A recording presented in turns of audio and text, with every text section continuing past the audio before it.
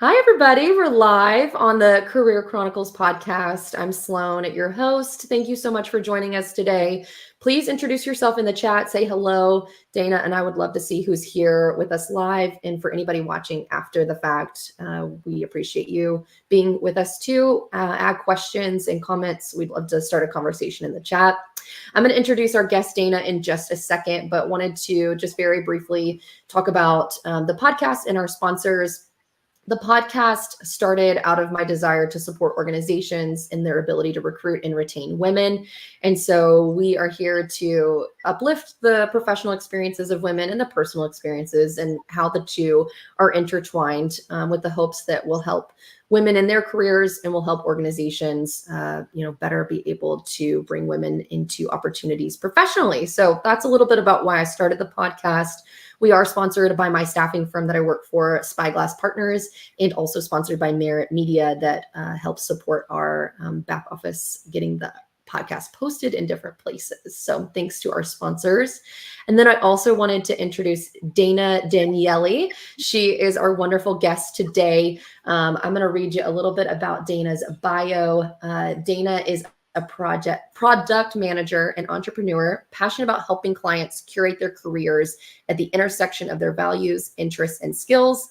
Dana has created a method to brag about yourself and learn how to tell your career story in a concise yet effective manner. I'm really excited for her to share that with us today.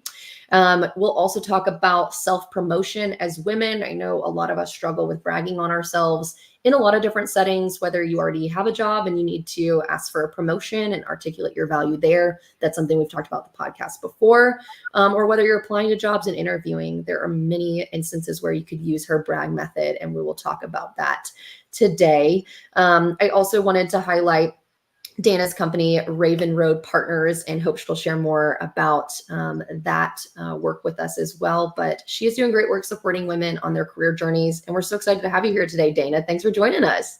Thanks for having me. Hi, everyone. Yeah. So to kick us off, tell us a little bit about how you got into tech in your current role, as well as starting and launching Raven Road Partners. Just give us a brief synopsis there. Yeah, so I spent about 10 years in higher education, working mostly in admissions and recruiting roles. And my last role, I was a program manager for a data science program, and I really loved the job. I got to join the program while it was new and really build a lot of processes up from scratch. But because I didn't have a PhD and because I wasn't a subject matter expert, I was really finding myself hitting a ceiling and not being allowed to take as much responsibility as I wanted, take as much leadership as I wanted. And so I started to look elsewhere. And at the same time, I was having conversations with my friends who worked in tech. I was also, for work, attending some women in tech meetings and conferences, trying to promote the program, but then also listening to other women talk about their careers in tech and just being really inspired by that. That's awesome. That was honestly one of the biggest light bulb moments I had, was sitting in this conference, watching these powerful women, talk about how they got into their career and going, I could do that too. And my friends who worked in tech were sharing their salaries. And I was like, oh, I don't have to really do that for the rest of my life. I could make more. So, I started to really grow a little bit and realize that I was worth more and I wanted more. And so, I found product management because it really aligned with my skills. I loved building programs, and I work in ed tech still, so I'm building educational products that really benefit the lives of students and teachers. And so in a similar way to what I was doing in higher ed, but I have more responsibility now. I get paid more, and overall, it's just been really great. Yeah. Your story represents so many things that I want to talk about on the podcast. We don't have time to dive into all of them, but the representation of women at these conferences, that matters to people, to be able to visualize what career opportunities are out there. And it also represents that you don't have to find those moments straight out when you start your career. There are, your career doesn't have to be linear. You can be in one field and then get inspired by a different field and be able to pivot. It can be hard to pivot, but it's doable. For sure. Yeah. And I think your story is a great example of that. We coach clients all the time. We are getting off topic a little bit, but we do coach clients all the time who are sort of feeling the same way I did. And I think it's a really good testament to, if I can do it with really very limited, ties to this new role, it's just all about how you present yourself and all about how you present your experience. And everyone has transferable skills. Everyone has brag stories that they can share that relate to the job that they're looking to do. And so, it's entirely possible. It's really all about messaging. And that's what we spend a lot of time doing at Raven Road Partners with our clients, is like crafting that messaging and getting people to talk about themselves in a way that's going to resonate with a hiring manager. And sometimes that's a shift in how they see themselves too, because women, especially, I've done this to myself, but you just sort of put your head down and you do your job, but you're not like taking that time to really recognize the impact that you've had. And the brag method is a way to sort of quantify what you've done in a way that takes emotions out of it. Like, we're really just trying to teach clients, like, just say what you did and what result you achieved from that. And it really shifts your whole perspective of things and then gets you better opportunities. Yeah. Well, you segued us beautifully into talking about the brag method. And I just want to say, as a recruiter and someone in the staffing industry, I interview who knows how many candidates on a weekly basis. I'm at least talking to 4 or 5 candidates daily. And I can say that folks just don't know how to talk about their experience and the value they add. You ask them, what do you do in your current role? And they go on a 5-minute, spiel of everything they do. And, a brag method story, or a brag story, as you called it, would be much more concise, much more impactful. People's attention spans just can't handle a 5 to 10 minute, speech on what you do. So tell us what the brag method is specifically and how you came up with it. Yeah. So the brag method is a framework for sharing your best success stories. It was inspired by the STAR method, which, for those who aren't familiar, is a framework for interviewing. But we, number one, wanted to sort of pivot the brag method into a framework that can not only be used in interviewing, but also on your resume, also perhaps in performance reviews, or just kind of sharing your successes up so that we can encourage people to get salary raises or promotions or things like that. And so, that's why we came up with it, is really, it's a bit more valuable. Plus, with choosing the word brag for the brag method, brag is sort of a cheeky term. Like, people don't feel comfortable talking about themselves, but, and definitely bragging has a bad connotation, but we have to be doing it. Like, we have to own our successes, especially women, and, shout them out to the world, because if you're not saying them out loud, other people won't know.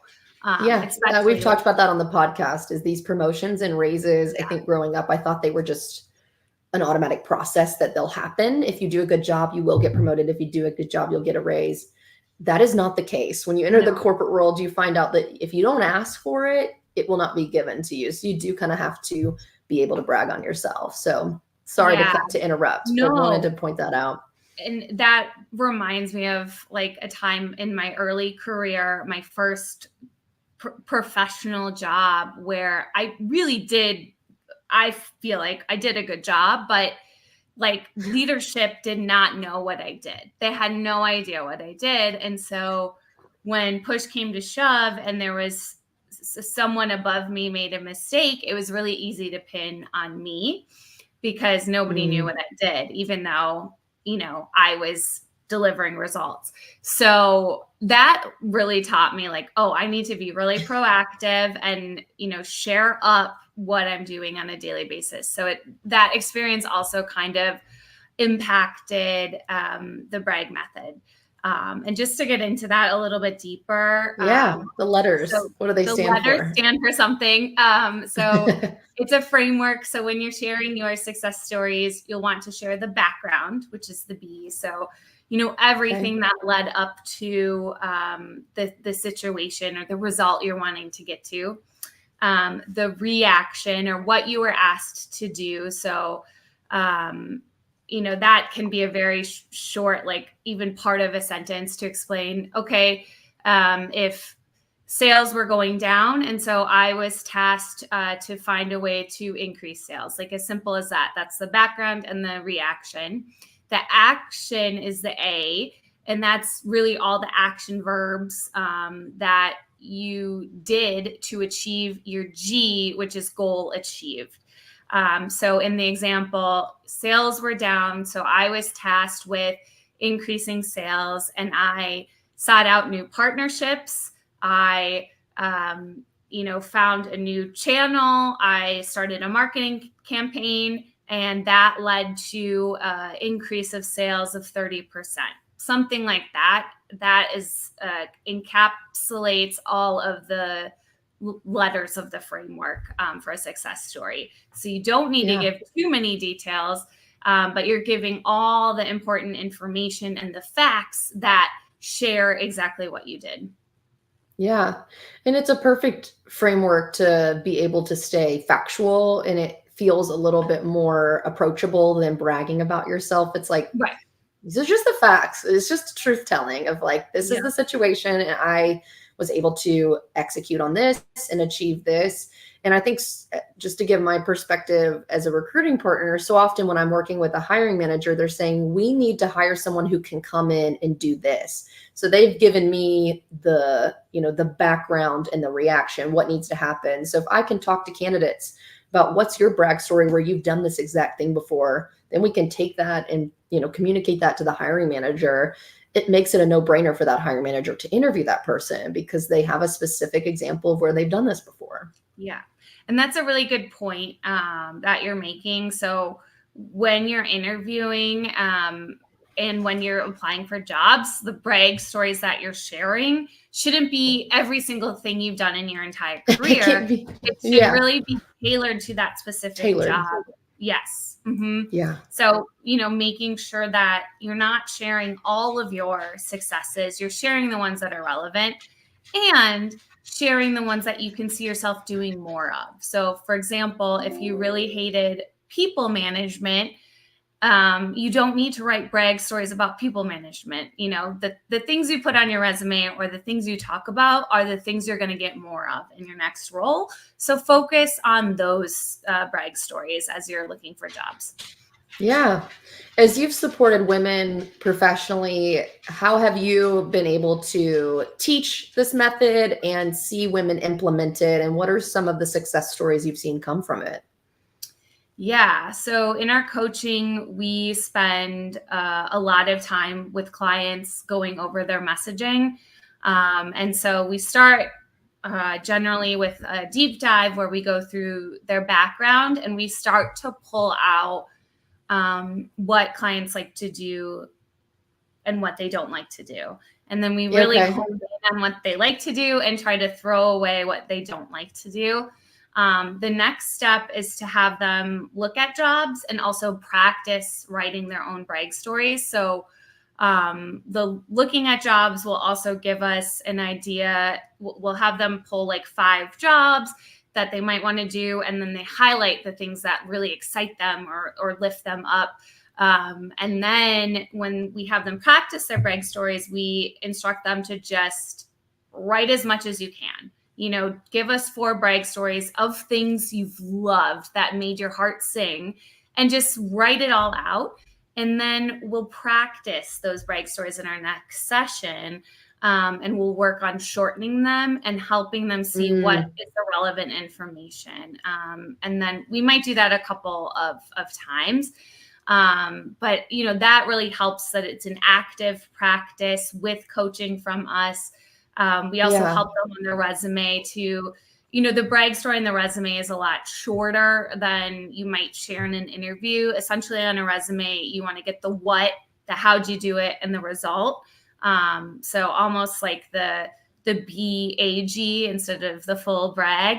Yeah. And so, I'm work with them to kind of ask the right questions on their bullets to make sure we're getting that information filled in. And so, yeah, all that to say, by the time they're done coaching, their messaging is really solid, and they have learned how to, be strategic with their messaging and talk about things that are relevant and things that they want to do. But especially with women, we've seen this method just shift how they see themselves.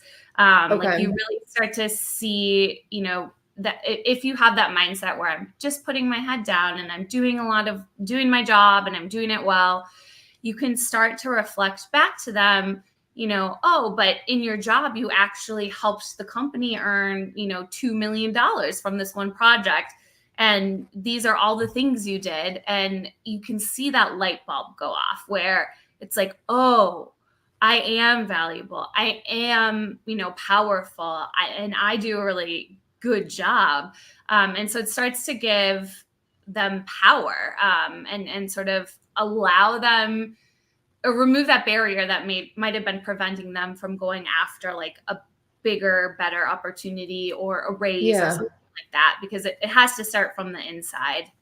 Yeah. Well, I noticed a focus in your strategy of helping people figure out first what they enjoy doing, rather than just your strategy isn't, we've just got to get you a job. Here's how to get a job. It's how to get a job you will love, and how to get a job that you will flourish in.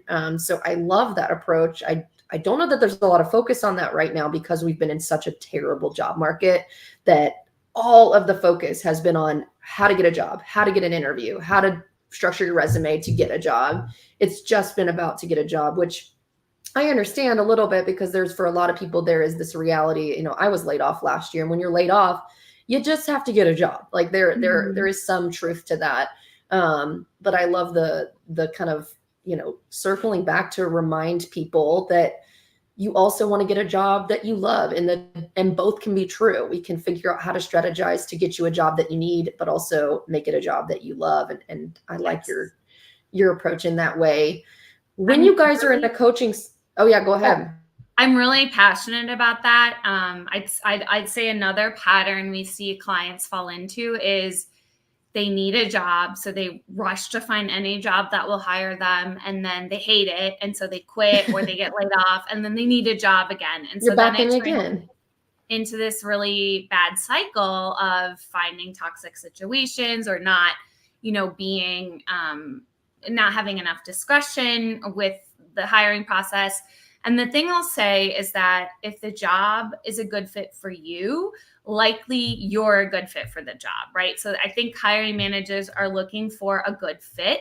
And so if it's a good fit for your values and your interests, and it's a good fit for your skills, that's going to be the perfect match. And that's sort of what we consider your dream job, is something at the intersection of your values, interests, and skills. And then also you need to make sure the environment is positive and it's healthy and things like that, but don't rush to find a job, and also be really strategic. And that's going to help you find a job that you'll be happy in. Yeah. This takes me back to my college admissions days. It's all about finding your fit with something. Yes. It's always all the same. Definitely. And that's your background too. Coaching. Yeah. My background being in admissions, like that's really informed the coaching, because fit was such a big thing in admissions, but it is also a big fit in the job hunt. It's, and honestly, I mean, obviously we both believe picking your college and academic programs are huge decisions, but your career, when you're looking at number of years spent, you will spend many more years in the working world than you do in college. So those are big decisions, and finding fit is arguably maybe more important long-term across your career. You kind of hinted at this of some of the patterns people fall into, but I was going to ask you, what are some of the common pitfalls or mistakes, if we can use that word, like when people are taking their first stab at, coming up with their brag stories? What's the most challenging for people starting out with this? Yeah. I think there are two things. Number one, like one persona might want to just throw everything in this story and have it be, 4 pages long. Yep. Where Yeah. really one of the points of the brag method is just to pull out the relevant information. And a trick to combat that is focus on one metric, focus on one part of a project. So if you're working on, a multi-million dollar, multi-year project, you can certainly include that in the background, but then get a little bit smaller or focus more in on one thing that went well on the project. Mm-hmm. And that will help sort of shorten that brag story. And make sure whatever that metric is, the steps that you took to achieve that metric is relevant to the job you're applying to. Like, that's a big thing. That's so hard to do. It is. And here's the trick with that is look at the job description. I mean, everything you need to be saying is written on the job description. So if you're stuck or you don't know what to say, reference that and it will tell you exactly what you need to say and exactly what you need to be showcasing. The second sort of persona would be someone who wants to do it perfectly. And that also prevents them from even starting, where they're analyzing everything. And so for that person, we try to coach them to just get it all on paper. We don't care if it's too long. In most cases, it's not too long because they're analyzing it. So, my advice to that would be, don't try to do it perfect. It's better to do it imperfect than to not do it at all. Yeah, absolutely.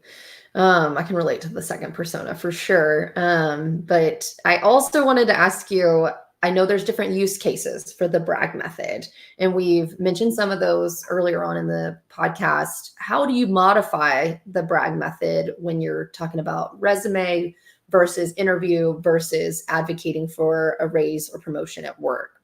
Yeah. So in an interview, you have more time, but like we talked about earlier, no one has a 5 to 10 minute attention span. No. So really for answers, try to get them down to 1 to 2 minutes. And then for a resume, it's going to be even shorter. Like with the resume, you need to distill that one bullet. Yeah, one bullet. So maybe two lines if it's a long one. But it needs to be the what, the how, and the result. You said you kind of focus on BAG with the resume. Yes, exactly. BAG. It's Get the bag on the resume. So, and then for promotion, what you can do is you can do a written brag story if something went really well. So you can sort of, type an email, type a Slack, and write that out, and send it to your boss or send it up so that people are just aware, like, hey, this really good result came out of my work. And just doing that on a frequent basis is going to get your management or your leadership to start seeing you as someone who can produce results. Don't wait for, end of year discussions. Like, do that on a semi-regular basis, so that they can start to think of you as a reliable, results-driven employee. The other tip there is, just in general, you want to have a brag book. So if something went really well, make sure you're writing that down somewhere and make sure you get the background, the reaction, the action, and the goal that you achieved, so that you have this book of stories that you can pull from. This is the opposite of the Mean Girls burn book. Yes, you need your brag book. Not a burn book. It's a brag not book. Not a burn book for you. Where do you keep up with your brag book, or where do you recommend people keep up with it? It really depends on what works for you. Personally, I have a brag book in Asana. where at the end of every quarter, I go in and I look at what I've done that quarter and, write a little ticket in Asana. Now, is Asana I haven't used it in a while. Is there a free version for people who don't have it already? Okay. Well, and so it works for me because I'm in Asana every day. You already use it for work. Yeah. Mm-hmm.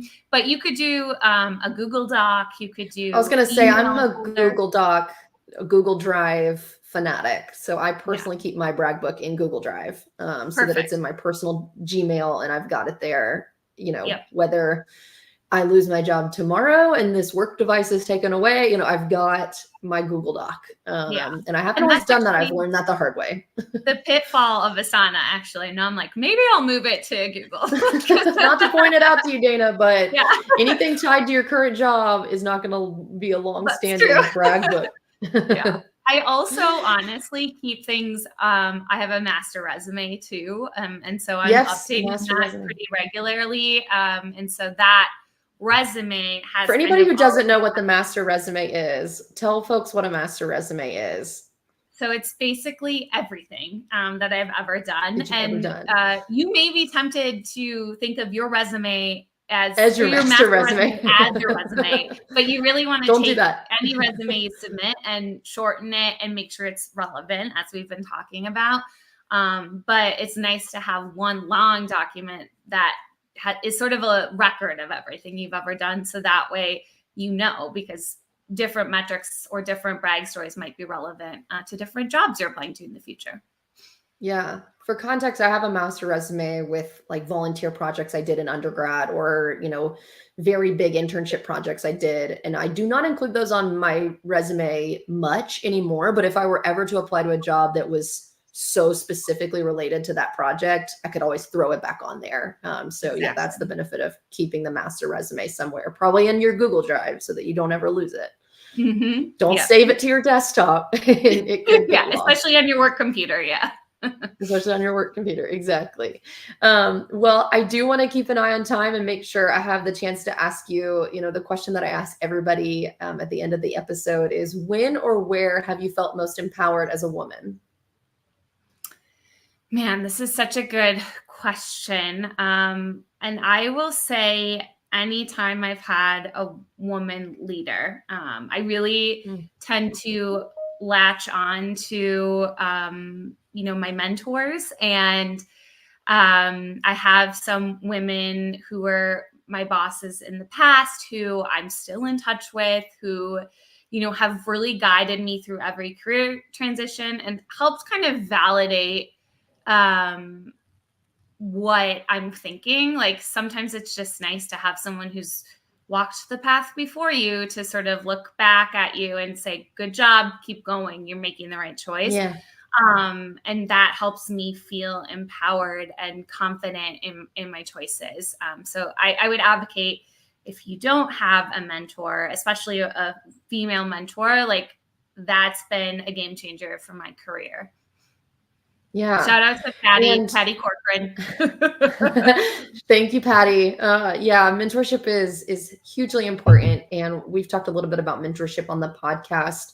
Do you have any recommendations for maybe women who don't have access to female mentorship within their current organization, how to get that outside of work, how to seek that out through either career counseling or on LinkedIn or some other platform? I'm a big advocate for joining professional communities online. I personally hate networking in person, but I'm very comfortable networking like in Slack groups or Facebook groups, things like that.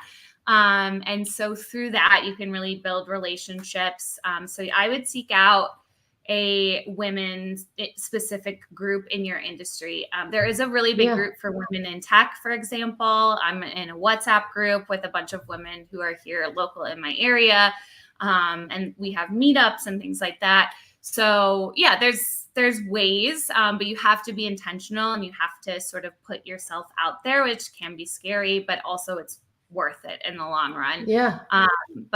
These online groups, even for job hunting, but especially for just seeking more professional connections, like there's probably something for whatever you're looking for. And mentorship plays a huge role in self-promotion. To bring it back to our topic, is having somebody who might catch things you've done that you don't even realize are that big of a deal, or you don't, notice our brag stories. Having a mentor who sees that in you and sees your value and can point that out to you, that's huge. That's how I've come up with a lot of my brag stories, is someone telling me that was a big deal that you did that. So Yeah. mentorship is important for that. So that might be our next episode we have to talk about, is the importance of mentorship and self-promotion. And if you have any Slack groups or networking groups that are virtual or online, would love to shout those out on my LinkedIn profile and share those resources for folks who don't know where to start, because I feel like sometimes that's me. I'm like, I don't even know where to start to find these groups. They feel hidden for some reason sometimes. So we'll try to cull together some resume or resources for people. Yeah, I'll put some on your page as well. And if awesome. anyone wants to LinkedIn friend me, I'm open. So yeah, feel free to reach out. But this has been a real pleasure. Yeah. I really enjoyed it. Thank you, Dana. Yeah, me too. And I appreciate your time and effort to talk to us. And I love the brag method. I'm going to be sharing it with candidates that I work with. I think it's super helpful. So thank you for coming on and sharing that with us today. You'll have to come back. This was a really fun conversation. Yeah, I'd love to. Thank you so much. And thank you everyone for tuning in. Yeah, thanks everybody. We'll see y'all next time. Bye.